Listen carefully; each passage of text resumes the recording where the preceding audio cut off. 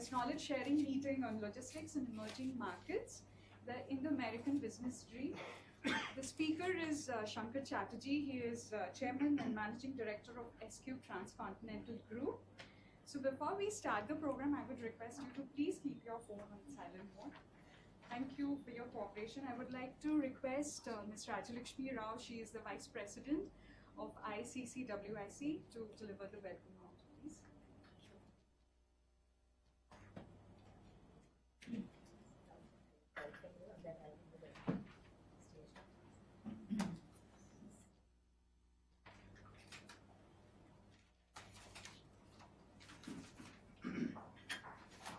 Something tells me all of you know about him, and it's not the first time you're meeting him, and he is not a new person obviously, but I think it's my duty. Let me give a small introduction about him. Welcome all of you for making time for this, and Indo-American Chamber of Commerce is very happy to associate with Mr. Nishit Desai, and we've doing many things with them, with our company, and I'm so very glad that we are doing some very interesting with logistics. I think all of us know how important logistics is now, and especially Indo-American Chamber of Commerce has personal interest. We're all excited about Modi being in US, and I'm sure the next 4 days are going to be very exciting 4 days for Indians in US, and also for us in India. And I think US is also looking at it as a great opportunity, let's hope. And anyway, we have the best salesman, best marketing man, our Prime Minister, who's in the US. And I'm happy that these two countries are coming together. And with Mr. Modi, we will really need to pull up our socks and get back to business. I think we have been a little slow on this, and IACC will do their best, and we want to have a proper roadmap for the next year, and wherever you have some interest, let us know, and we will do some seminars, or anybody who's coming from US, we'll have some one-to-one meetings with you, and whichever way you want some cooperation from this, we would like to give that to the members. And I think our speaker has come at the right time. I think he's the very first person in this topic to speak about logistics in emerging markets, the Indo-American business dream. He is Mr. Shankar Chatterjee, CMD of SQ Transcontinental Group. I want to know what is SQ. Do you want to tell about that? Yeah. So, is it your... Okay, you'll tell me. I was little... he will highlight regarding different business opportunities that exist between our two countries. And according to the trends, he says 58% of the business growth in US has been from Asia and 28% from Latin America. So we have to gear up and prepare to pick up these opportunities for the emerging markets. He has management background, and he specialized in international sales and marketing. A career spanning over 2 decades has seen him as a professional director and board member positions. He has been closely associated with some of the large projects in the country, revolving around sectors like automobiles, thermal, nuclear power, besides fertilizer plants, amongst many other sectors. He is also an internationally invited speaker in the area of logistics and supply chain, and occupies positions in governing councils of several business schools, and is on the editorial boards of few business magazines. I'm sure all of you will enjoy listening to him and gain information which you could use in your business, and we are certainly very excited and happy that he's associated with IACC. And those who have come today, the young people have seen, and I've requested, it's almost mandatory for you to become a member of Indo-American Chamber of Commerce. You want to have any advantages coming through the coming years. We will take delegations, we'll do many things, and these promises are not getting wasted, it will be executed. So do become members and encourage a lot of exciting times together with IACC. Thank you very much. Thank you, Mr. Chatterjee. Chatterjee for being with us. And let me give you a small memento from our IACC.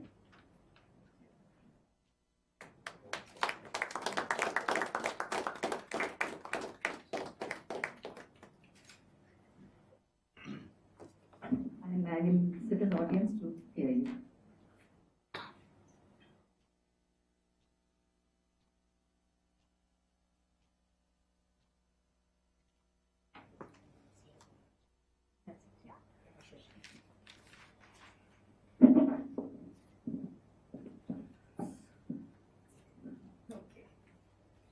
Ladies and gentlemen, good evening to all of you. IACC, Rakhi, Madam, it's not very often that people from logistics get awarded even before they start performing. So I'm very privileged that there is a paradigm shift already in the method that we are trying to create in this business. Before I start the presentation, let me draw up the ethos of the presentation. I'm reminded of that wonderful saying of Martin Luther King, which says that you should first try to fly. If you cannot fly, you should at least run. If you cannot run, you should at least walk. If you cannot walk, you should at least crawl.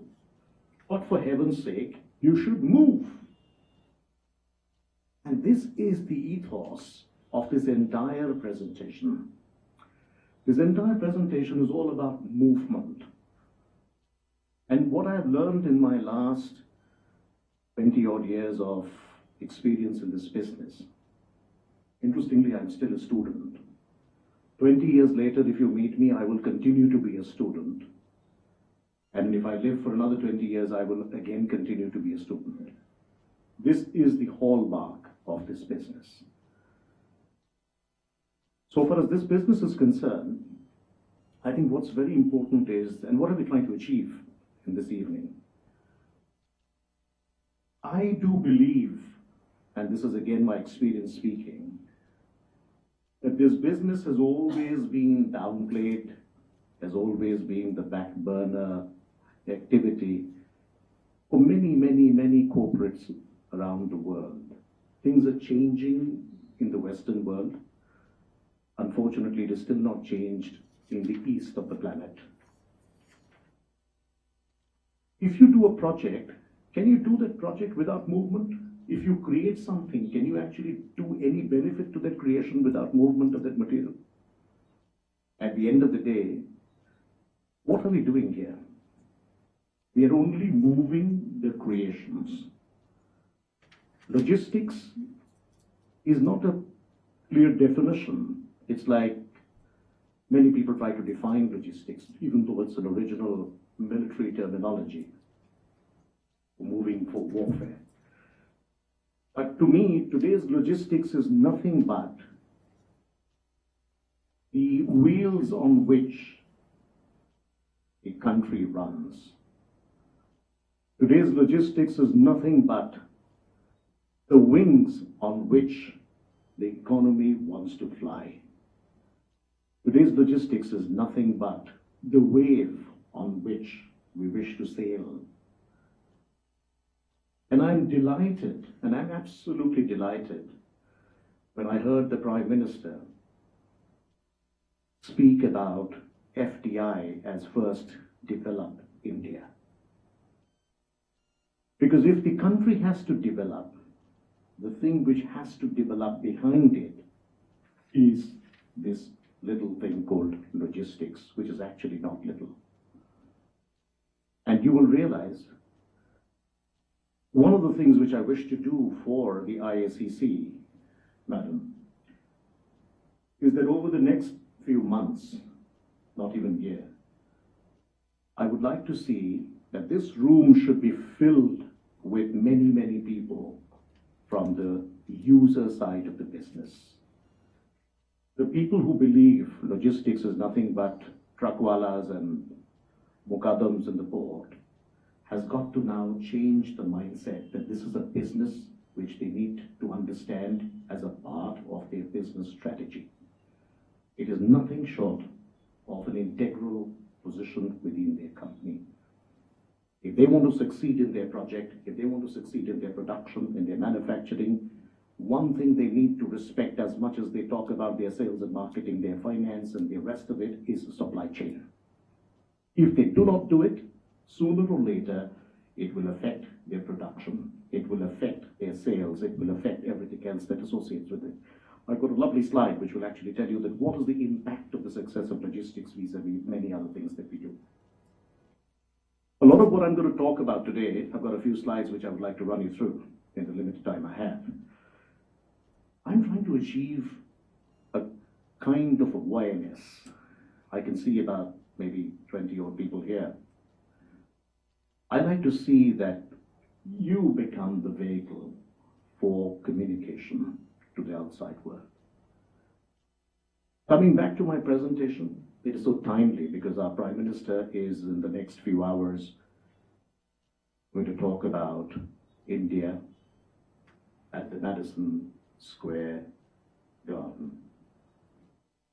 I just hope that after his speech, they rename that as Modison Square Garden. Well, I hope so too. He's a great guy. But I wondered, when he said that, we should have a line step in what he talked about yesterday, I was thinking of another animal to represent the country, to represent what is the ethos, where do we exactly stand as an economy. There is another animal which is very similar if you have to brand and compare Mr. Modi himself as the persona. I don't remember Swami Vivekananda's speech at Chicago, but I believe that it was immortalized subsequently. But I do believe that what Mr. Modi is perhaps trying to do tomorrow is an action replay at a much larger scale. To immortalize India, more than himself, India. So I was thinking, what is that animal which represents this whole thing very, very poignantly? And Facebook came to my rescue. Here comes this photograph. This is not India sleeping. This is not anything less than a symbol of our dream. First thing first, if you look at this snapshot, which is related to logistics, and I'm going to explain how that is. The snapshot talks about the dream of a powerful nation. It talks about a factor that my dream is now going to actualize. I'm going to now get out of my sleeping mode, and now once I move, I'm a powerful force. It is the mind which is what you need to be worried about, the whole world. Americans are looking at India very, very closely. And this topic that we are talking about has a lot of focus on the Indo-American trade. If you see, the heart is already touched, which means the sense of commitment is absolutely there. This is also true for the logistics industry. If we are putting our hands on our heart and we believe we can make the difference for this economy, there's a huge difference that we can actually make.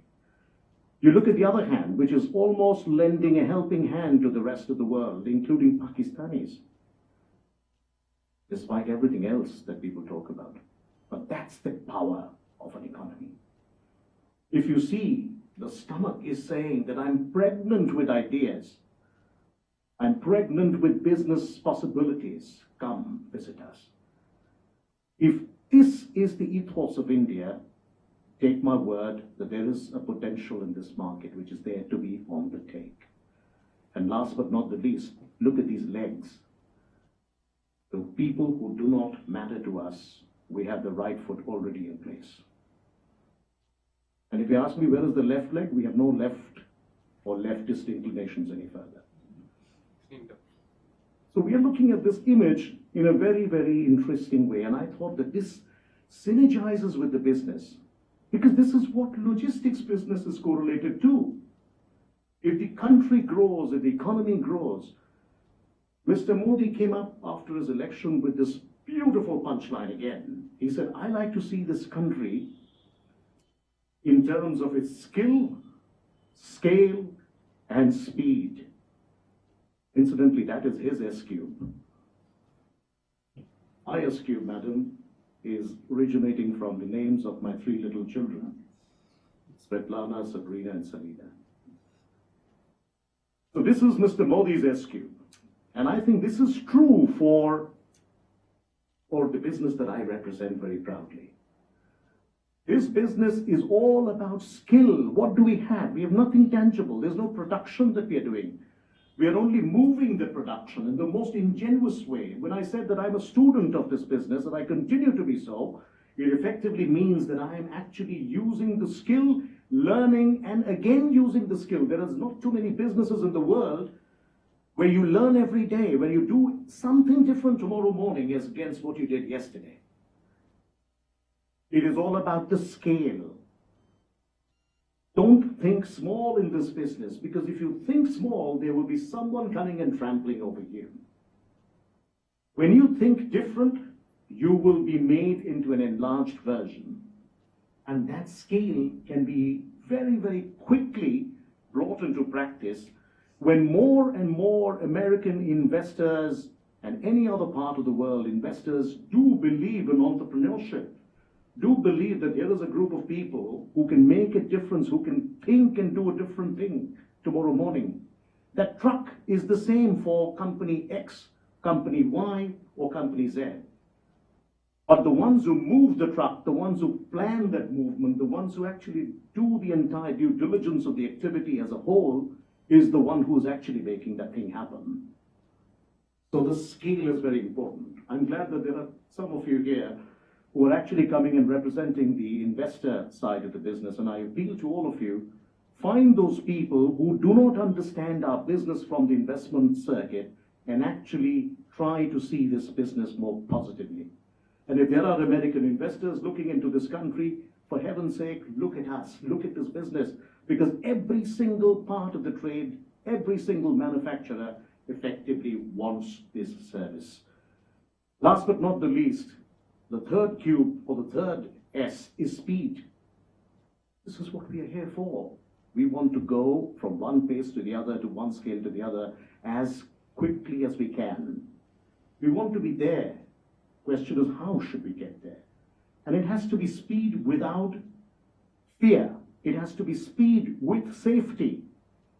There's a road safety week somewhere where, I was embarrassed the other day on Times Now when I heard that so many people die in this country purely on the road-related problems, with the various kinds of accidents, which includes our logistics industry, the truck drivers who lay down their lives. Some of them recklessly, some of them out of fate. But the bottom line is, speed has got to have the element of safety, security, and it should be energized and it should be encouraged. So this is Mr. Modi's S-cube. Now, those of you who are finding me referring to Mr. Modi a few times, don't get the idea that I represent BJP or any other community from the political circuit. I'm absolutely apolitical. But if someone does a good job and someone thinks for the benefit of the nation, he needs to be applauded and he needs to be looked at with a positive eye.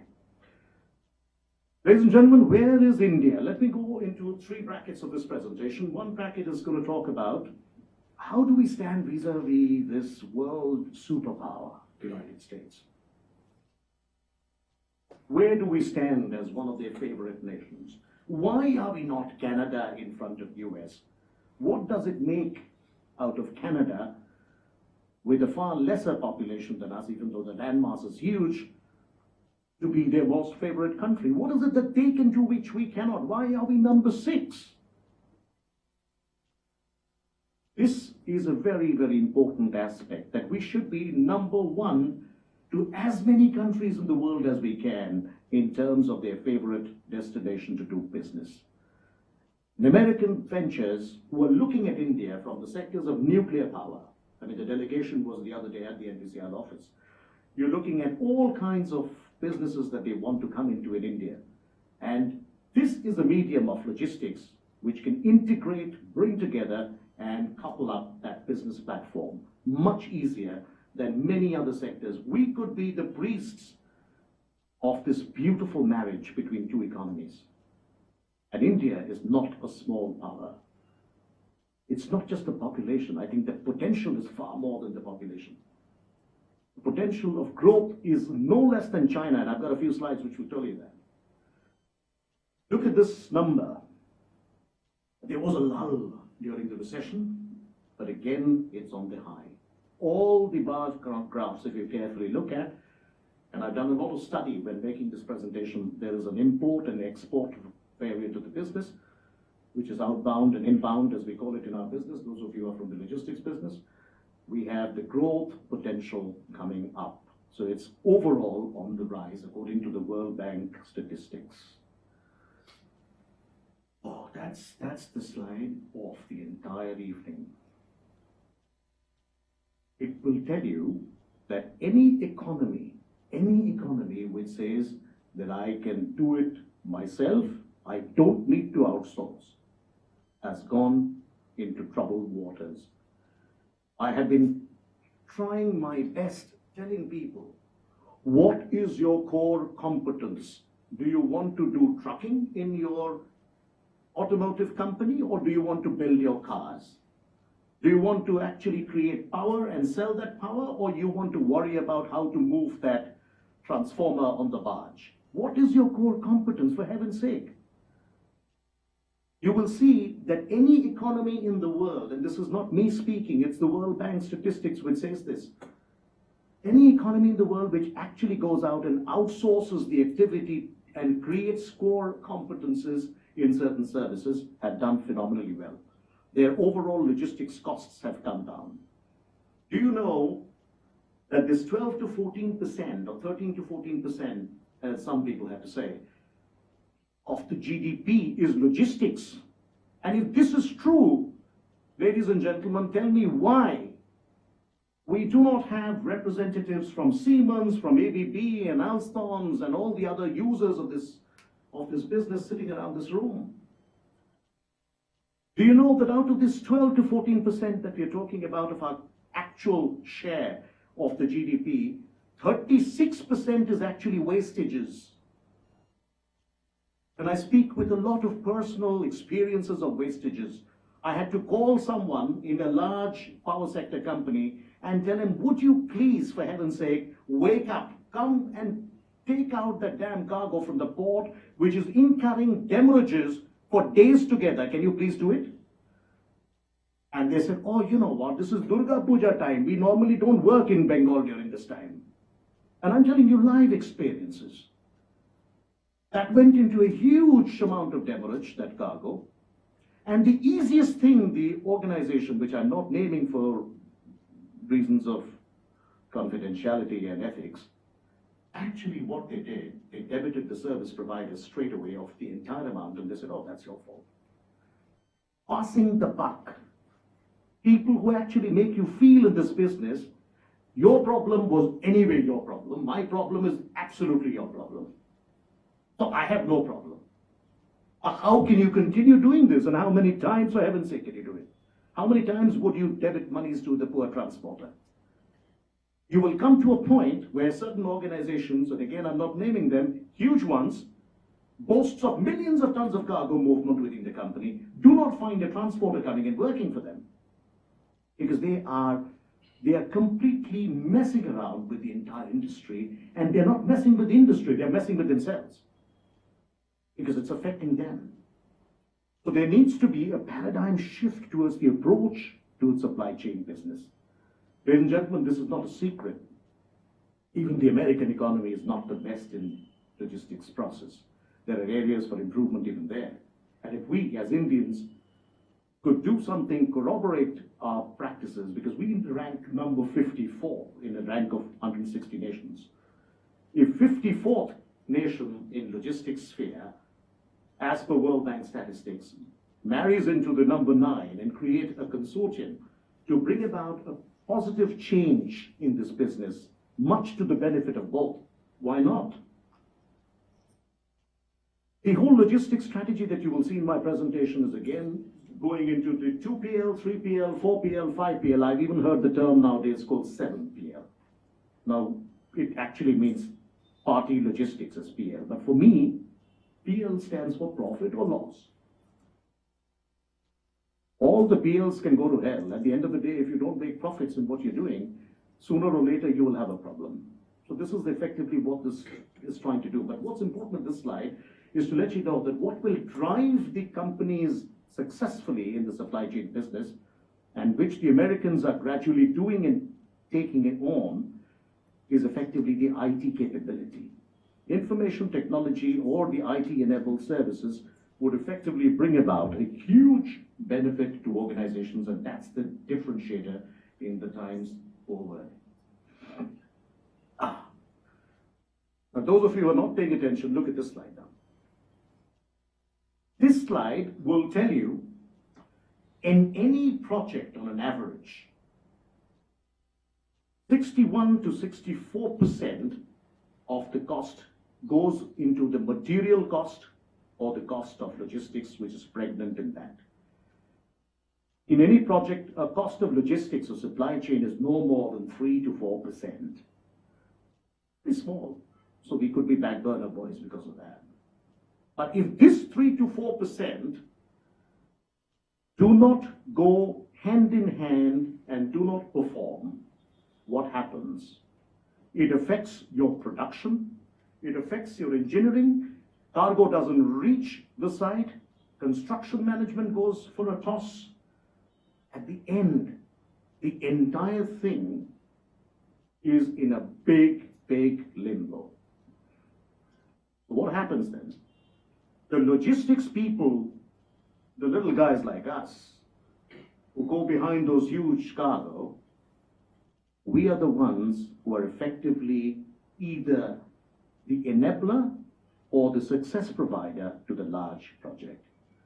I was party to the reactor pressure vessel on the day of the tsunami. And that day, the entire team literally risked their lives to save the reactor pressure vessel of Continental nuclear power plant. I was heading that team when the logistics was actually being done in the consortium. I'm glad to tell you that because of that one thing which got saved by our teams and their spot thinking at that time, that morning of the fateful day, we saved a production delay of 12 years.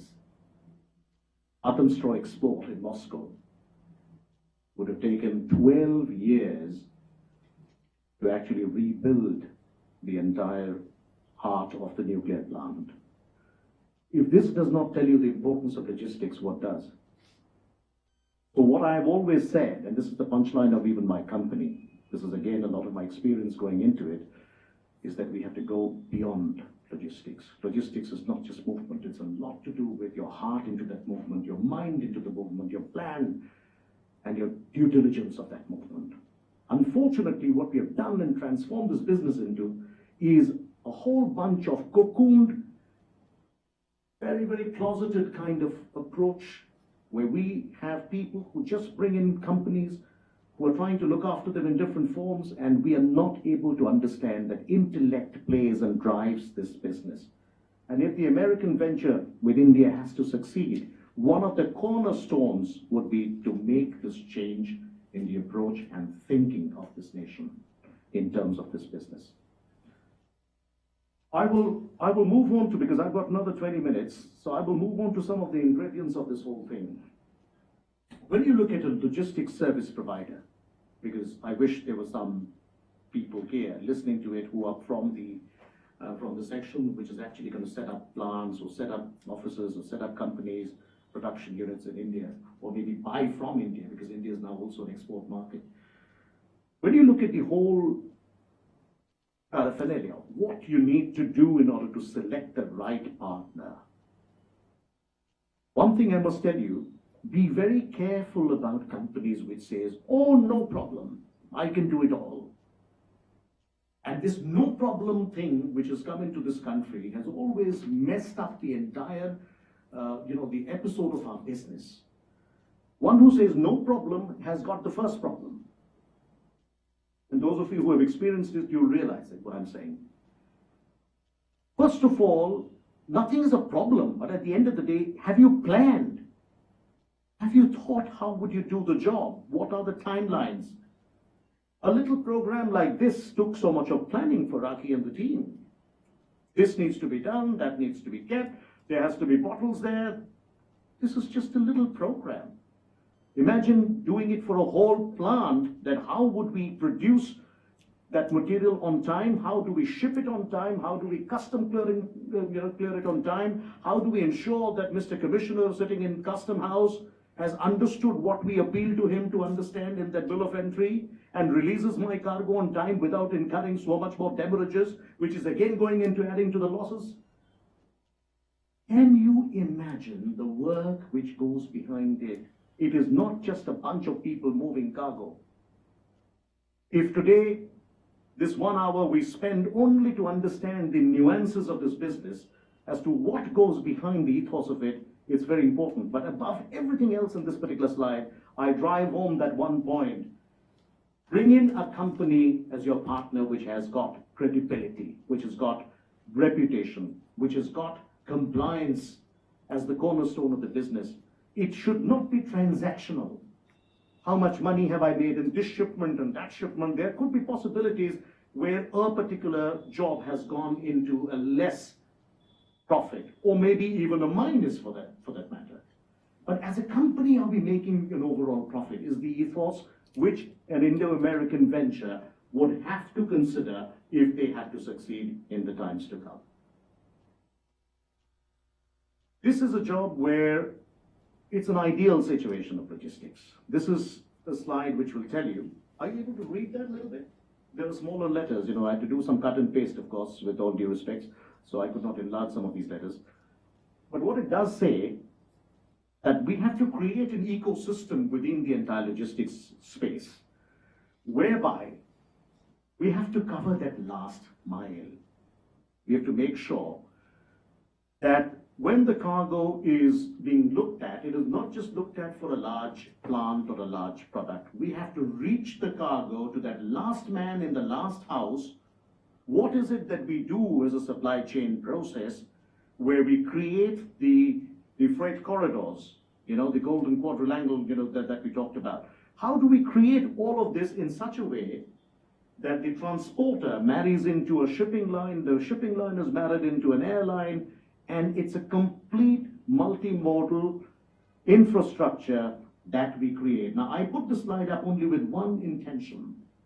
The intention is, it is improbable that Mr. Transport Minister, that's a brilliant thing which the new government did, was to bring down all the different ministries into one basket, and they called it the Transport Ministry.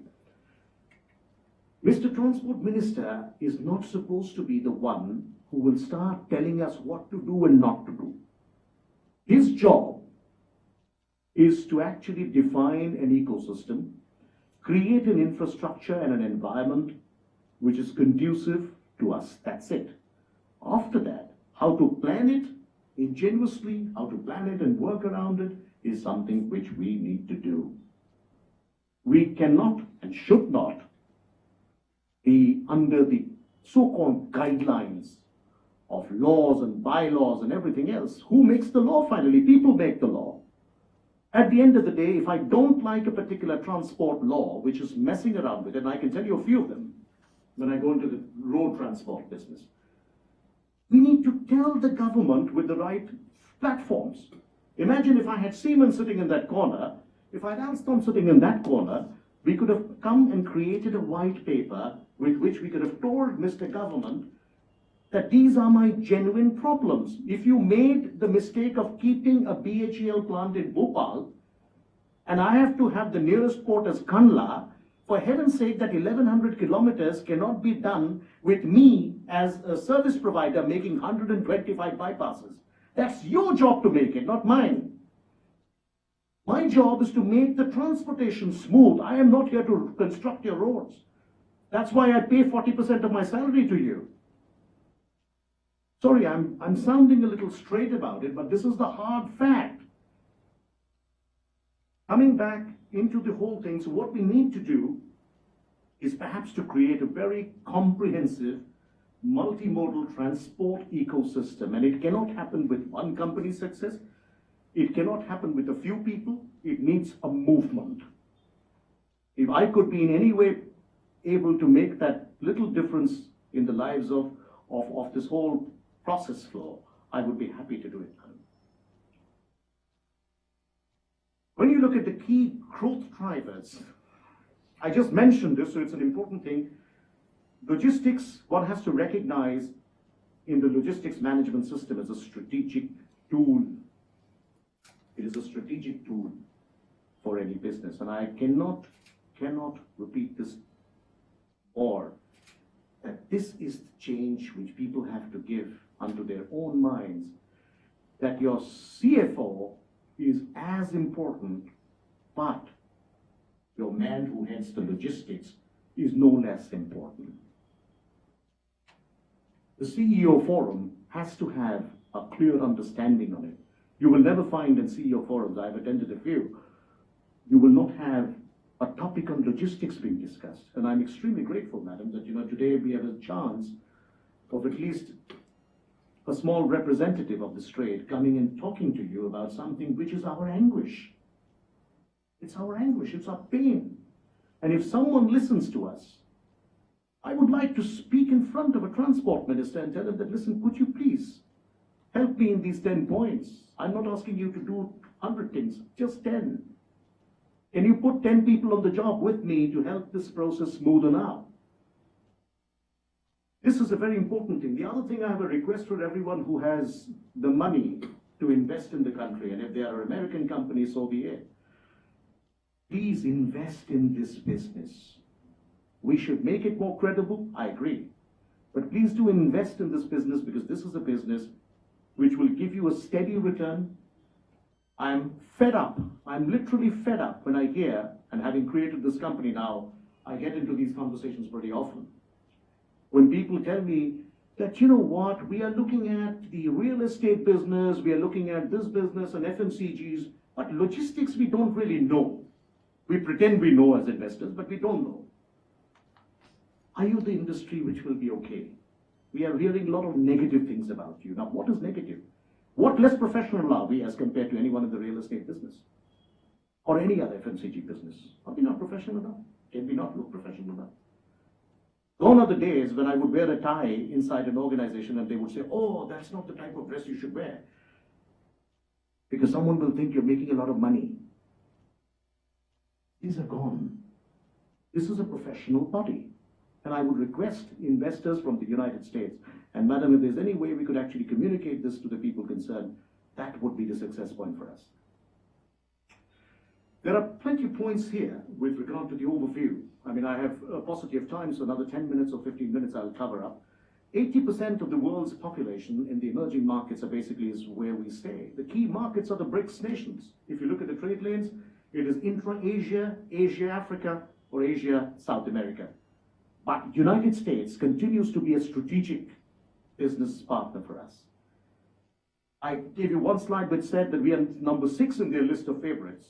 If you see this one, it also says that even United States is so far not turning out to be one of our most favorite locations either to export or to import. Question is why? Are we not competitive enough? Are they not competitive enough? I don't know what. But we need to get into the act of choosing the whole thing. You will find in this slide, many companies are looking at India. Logistics companies are looking at India. They're actually saying, we will set up shops in India. But you know what is the problem today? And I have asked me, because I'm actually setting up a company all over the place. They do not believe on the credibility of our business in many ways. And I think if we have to attend to one problem, it is this problem.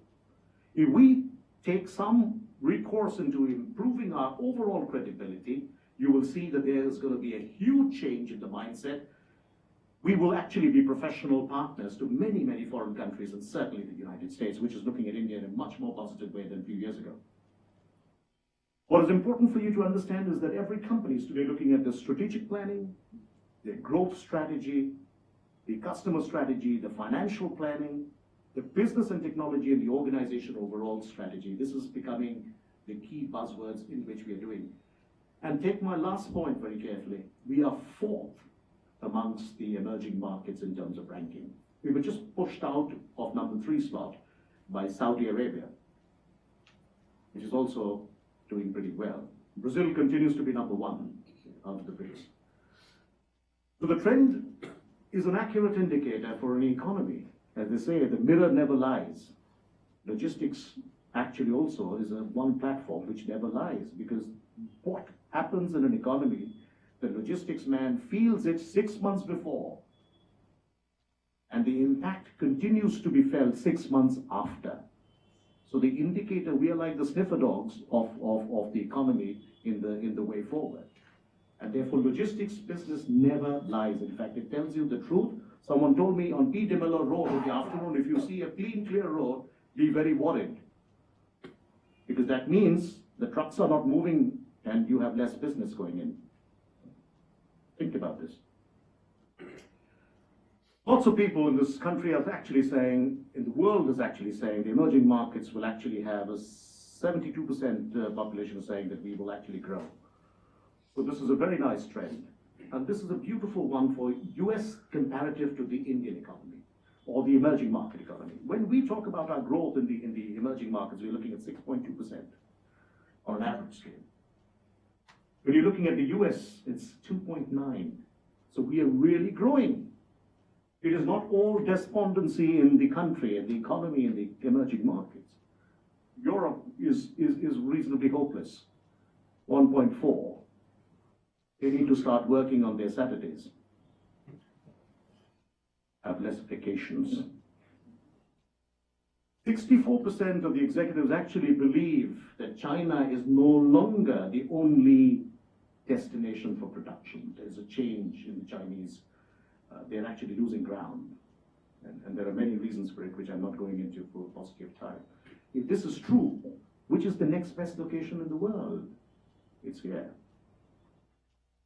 If you look at this, I just told you that how we were edged down from number 3 by Saudi Arabia. I'm glad to tell you that one of the Guinness Book of World Record of the heaviest cargo ever transported in the world, can anyone take a guess what that would be?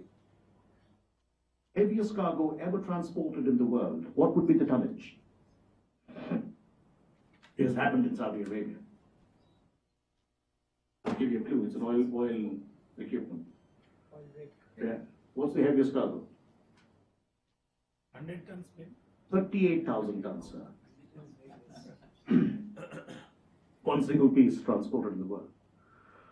This will tell you something which was the preface note of our conversation today. 58% of the growth in 2014 is coming out of the emerging economies.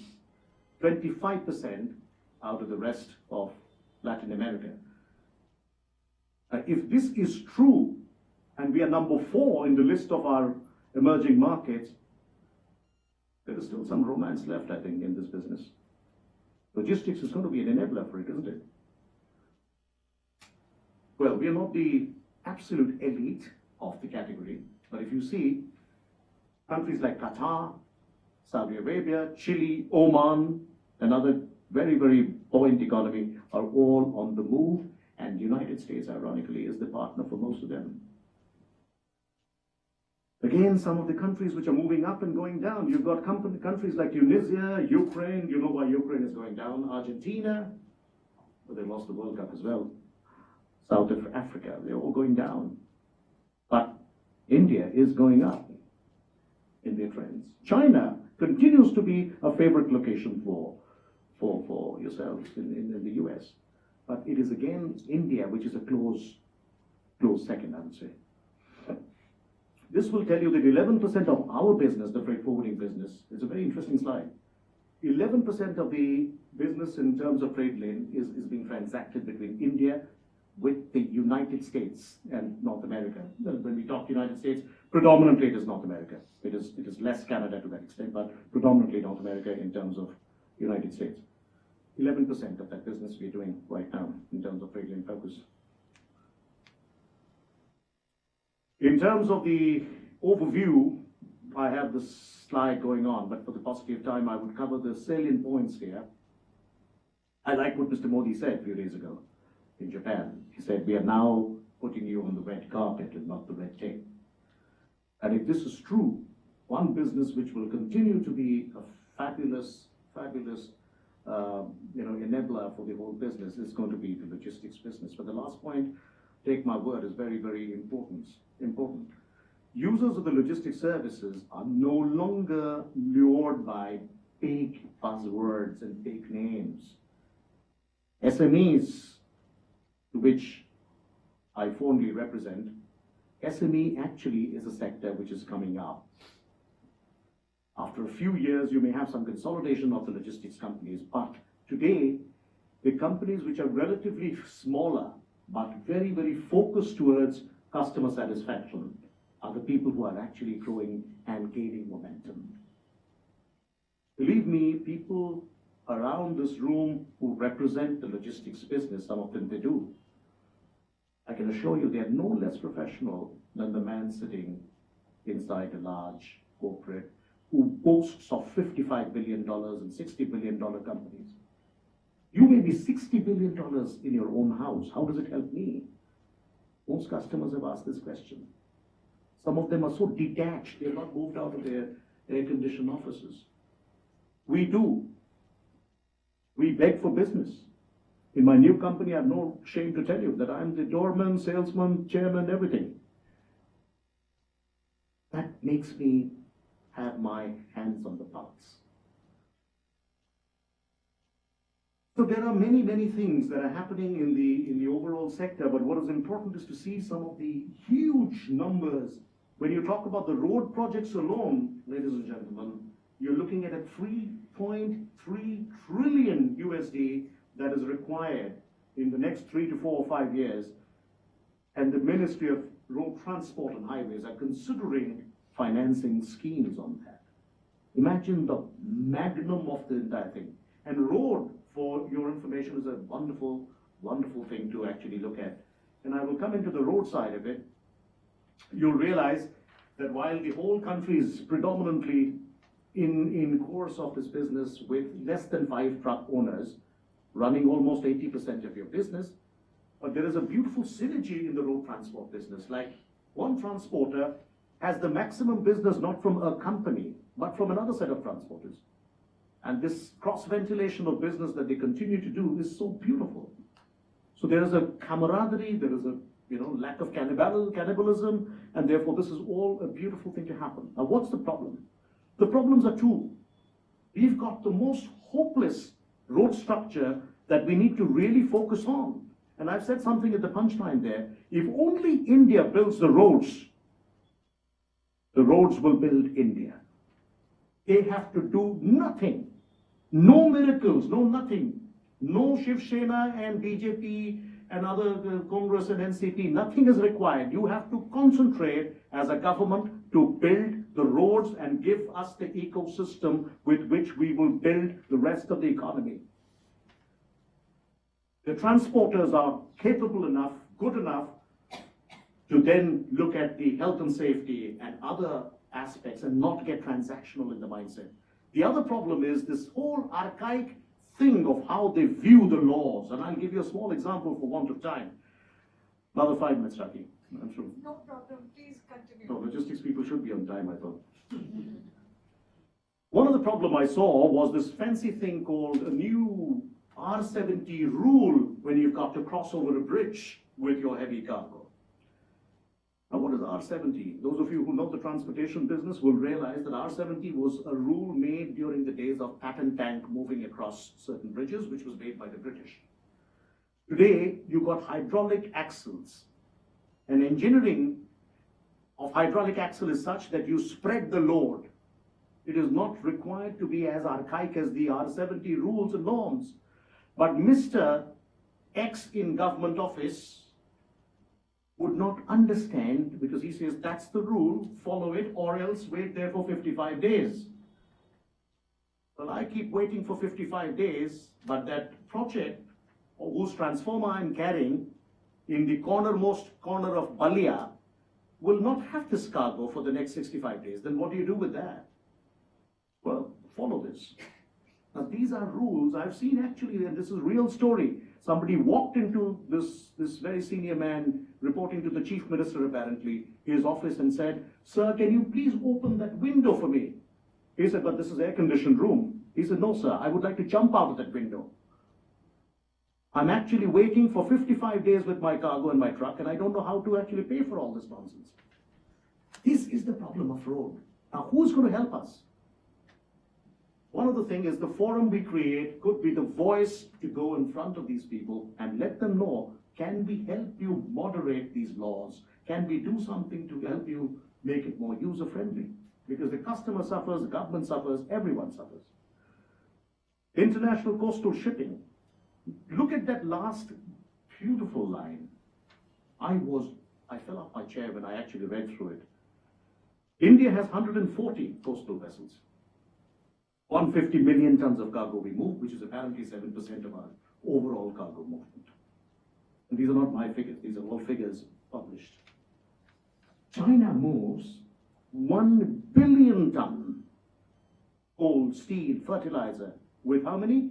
12,000 vessels. You are a country blessed with a beautiful coastline. Why the hell make the cabotage laws so archaic and so hopeless and then not do anything about it? Why do you keep the ports in your country so clogged up that vessels wait outside the port for almost 15, 17 days, that each port is competing with the other? Oh, you're having a waiting time of 17? In Vizag, I only wait for 15. Do they realize each ship is $20,000 a day? Losing money. Who's going to pay for all this? Your project is paying for all this. That's part of that 35% wastage of that 14% of the GDP. Look at this beautiful slide again. It will tell you all our ports, the so-called major ports, the 12 or 13 of them, all breathing hard. They've all gone past their capacities.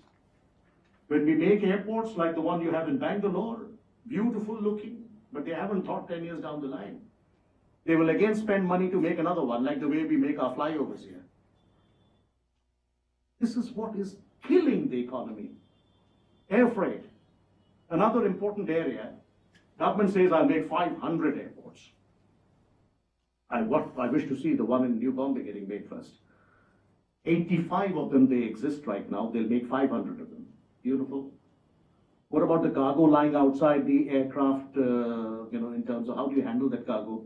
Oh, that's an airport authority problem. Fantastic. The loaders and unloaders are all those guys. When they throw your cargo out, you damage the material.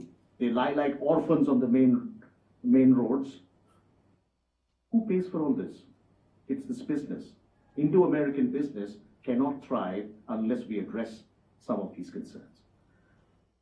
I'm not going to go into some of these factors which impact competitiveness, but overall I've covered the port, the airports, the roads and the quality of the roads, the railways, which is again an orphan child. We have enough potential to use the railways.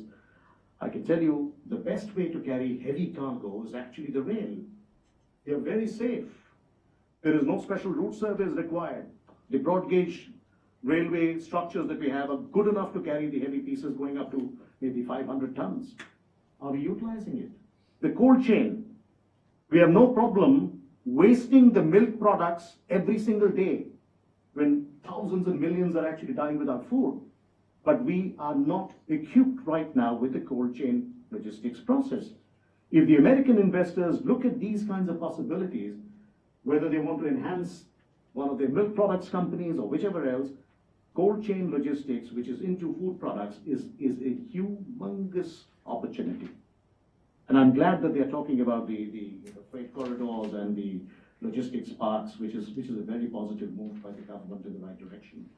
Customs, everything is interpretative. Mr. Customs will tell you whether this law should be read from the right side or the wrong side. This is all becoming an issue which needs to be addressed if you want to create a structure and a support structure. The taxation laws, for those of you representing those kinds of companies, there are enormous interpretative aspects in the way we do business. And there are areas of opportunity. I have a lot of work done on these matters, which I would be happy to share. Let me come straight to the last section of my presentation. I skipped a few slides for want of time. These are in my experience list, the 10 things which can make a huge difference in this business. First of all, we need to be conscious. We need to be conscious of time, we need to be conscious of safety, we need to be conscious of several other aspects related to costs, and the consciousness of even the corporate ethics is going to be making a huge difference in the way forward in this business. We need to be committed to what we do, and I think Indians are generally very, very hardworking people. Americans like to see that as a huge difference or the differentiator as against many other countries. China may have a process, but don't get the impression that they have absolute credibility. Sometimes they don't. We have the ability to make that change. Corporate governance, and it starts from the top. Very important. Consortium. It effectively means that if anyone says, I can do everything myself, he's lying through his teeth. You need to make sure that they corroborate, they collaborate, and each company can supplement each other's efforts. There is a space for all. Competence and comprehensiveness of your services, very important. Competitiveness. Everything that we do, if you do a Kaizen study, which we read during our MBA classes and we forgot about it later, you will realize that if you split open every single step that you've done in logistics process and think tomorrow morning what you could do different, it will make a difference. Credentials of the company, very important. Build a credential, build a brand. Coordination, compliance, and finally, the captain who leads actually the ship has got to be a man of very, very high integrity. The day you will find the captains of this one industry called supply chain going into their individual introspection and saying, I will not do something which I don't think is credible, you will realize that a lot of this rubbish which is actually infesting this business can be taken off and people have time for creativity. So these 10 C's were not written by any Philip Kotler or in any management book. This is actually a manifestation of all my experiences. Ladies and gentlemen, you've been extremely kind to listen through this entire deliberation. I hope I did some justice to this process. I like to see that if at the end of this whole session, you carry home certain sense of pride, certain sense of conviction about this business, then please translate that in your individual and collective interactions with the people who are coming in from the Indo-US segment of the bracket and trying to do some work in India. And we will reciprocally do it also in the other part of the world. Thank you very much. Any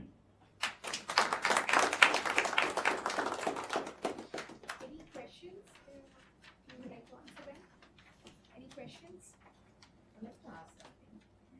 I don't know how many of you are aware that I was earlier position I was holding was as a member judge in the National Consumer Advocacy Commission. And there, I remember a lot of cases we dealt with regarding insurance. Same, for the ships and ferry transporters and logistics. Many of the companies have also come under that, along with the person who's exporting and importing, with a partner. When I went through all this, I found, you're all very good at the top, and you get the business and credibility, all that is fine. But I find a lot of mistakes are made by the man at the lowest end, where he actually fills in those forms, and there's so many mistakes. One small mistake, crores are gone.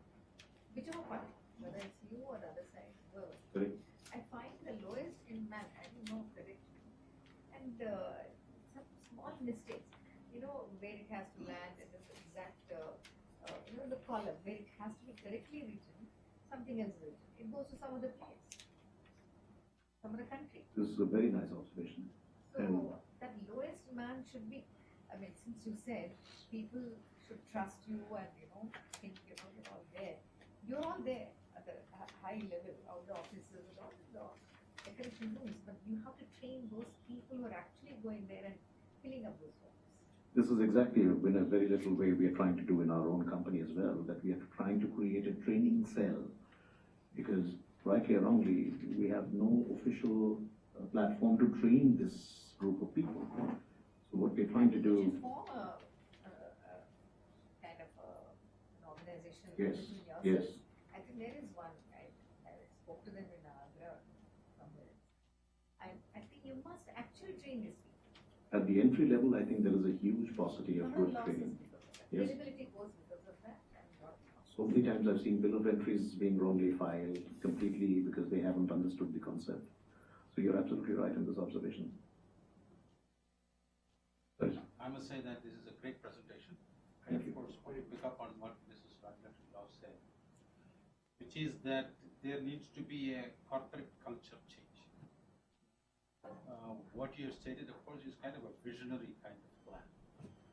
It is somewhat similar to Prime Minister Modi's. You know, India has always had potential. India has always had potential, but it has not met that potential. It has not gone anywhere near it. You know, so I mean that tells how much potential we have. So it is a problem of translating that dream into action. I think that the dream is fantastic. I hope it happens. But I have only one I can comment. say that I have waited 40 years I have only one for that comment. to happen, and it is very disappointing. But you still not stop dreaming, you continue Of to course dream. not. Of course not. Of course not.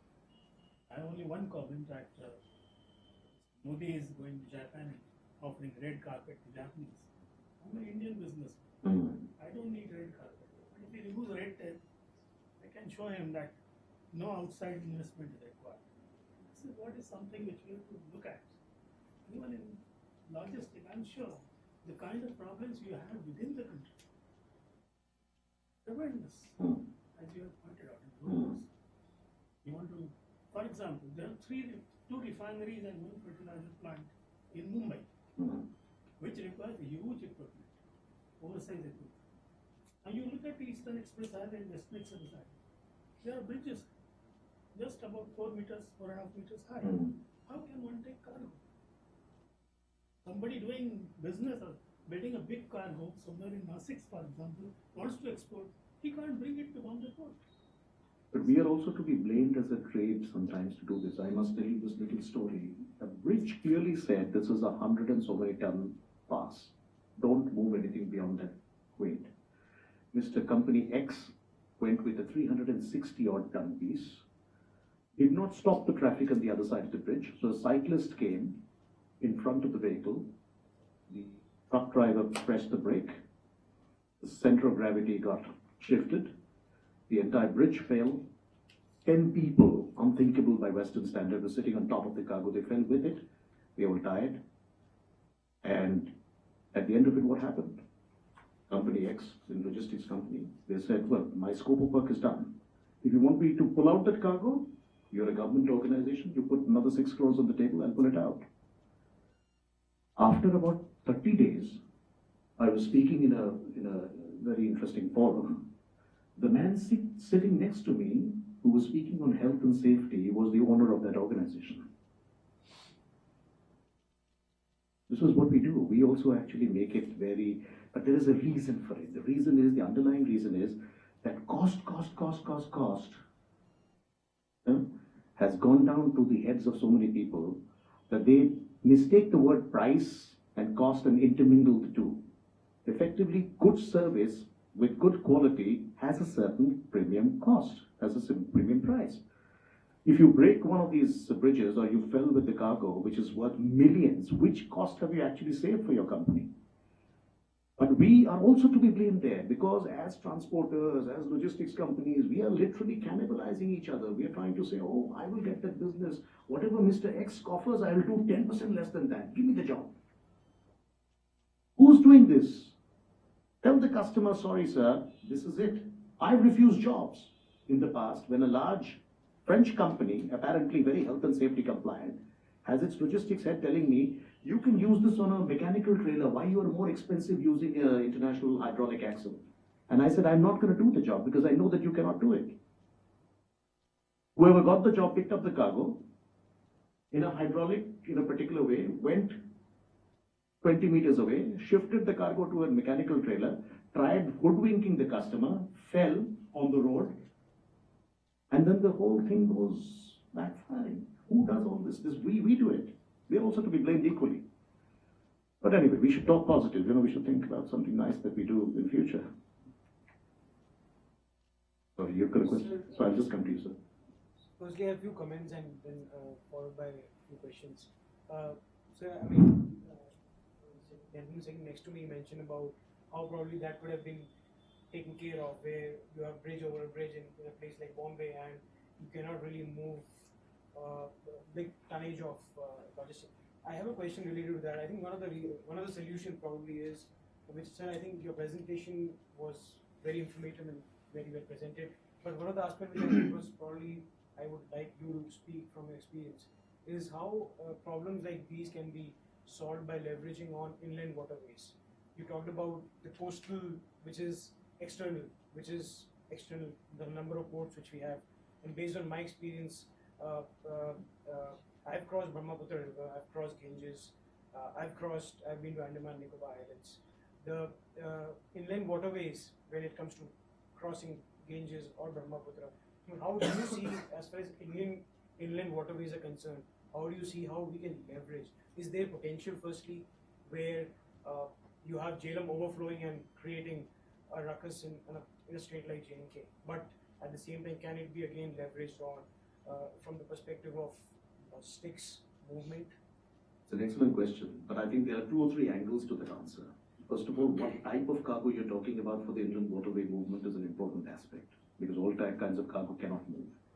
The second problem is that we have got a 5-month period when you cannot move cargo during which we call it the monsoon period. So there is a restriction.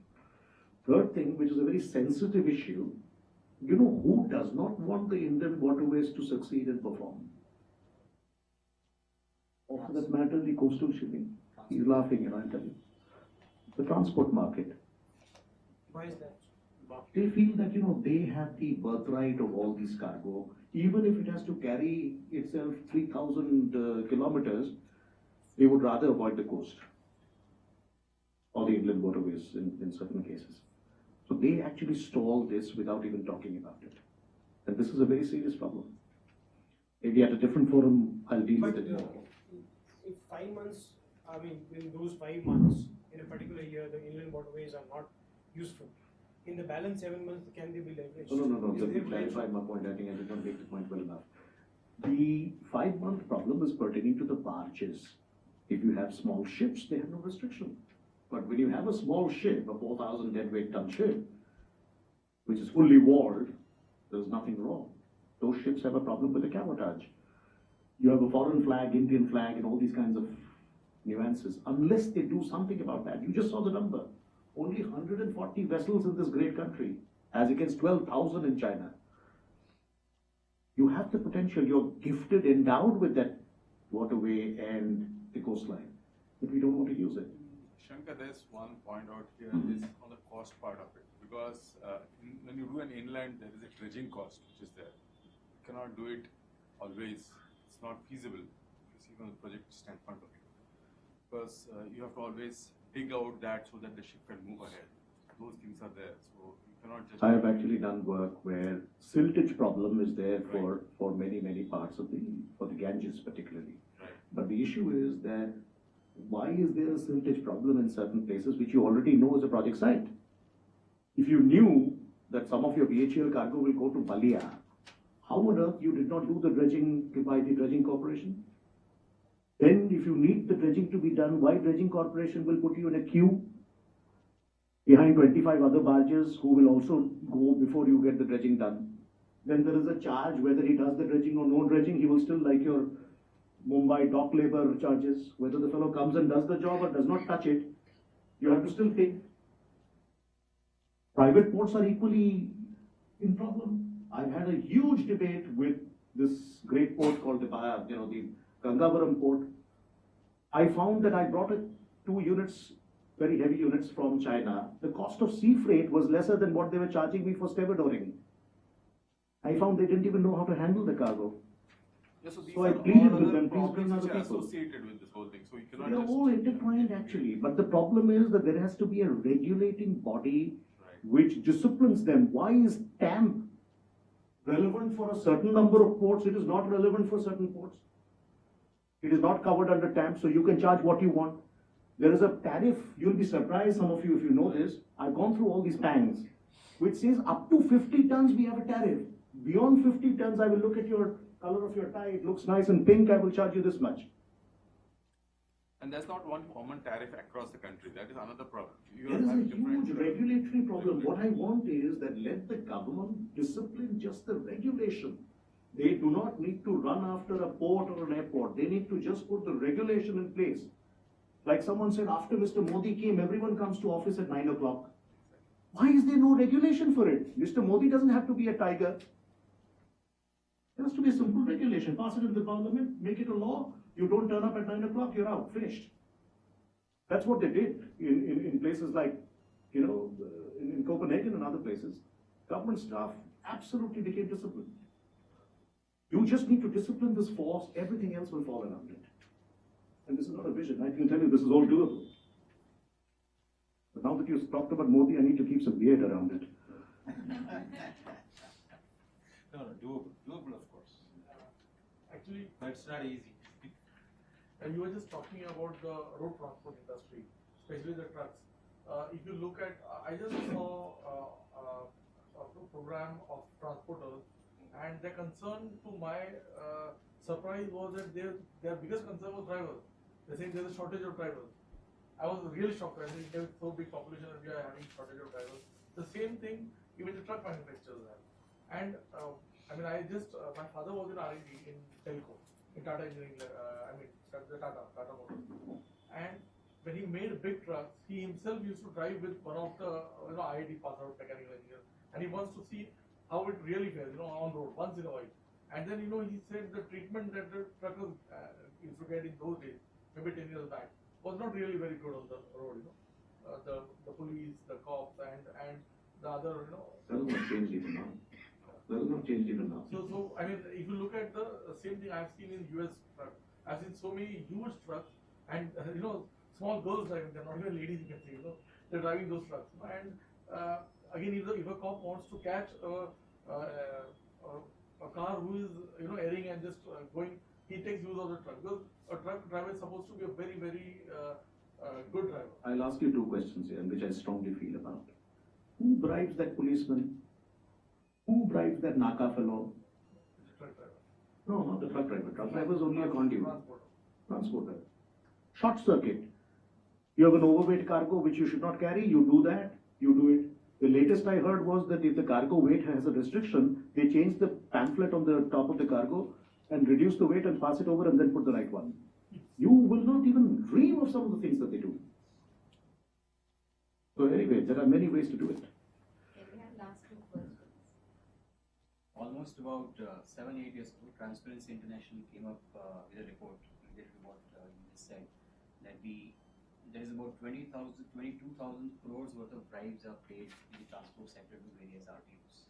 So where do you see that going? Because one of the key reasons many investors do not look at this sector is they feel it's very dirty. Where the bribes are going, I don't know. Maybe they're going, that much I know. But to answer your question, I repeat what I just said. Who bribes? Stop bribing. We keep cribbing about the customs officers, but who is making them rich? Many a times, I'm risking all these points because tomorrow I have to move some customs material, I'll get into trouble. but many a times it's also because otherwise you're not able to get your work done and you'll be stuck at that point. That's a myth. That's a myth. You do it the right way, you may have some extra bumpers to go across. But I can assure you, after 20 years of working, that there is a method in the madness. That is absolutely, it is not all dark. It is not all that bad. There are some good people because of which we run the country still. I'm happy to tell you that today I was on the drive just reading the NDTV thing, and I heard that Standard & Poor, they've actually elevated us now to a stable country. We are not a negative list anymore. We are already a stable country. So that is the buoyancy of Mr. Modi. the next generation is coming and changing that. I think, at least I see in the new generation, they don't want to give bribe. They want to question the guy who's asking a bribe. Young people. I actually see it in my own children, so I share that. And I see it amongst their friends. I see it amongst the new people who are coming out of colleges. They're not willing to bribe. They're saying, why? This has to stop. So that's one good thing I No, I agree with you. But if you're looking at me saying so vociferously means I belong to the next generation. Well, I'm not looking at you saying that. I think you are part of the next generation as well. Thank you, sir. That's Thank you very much. We still have a long way to go. Yes,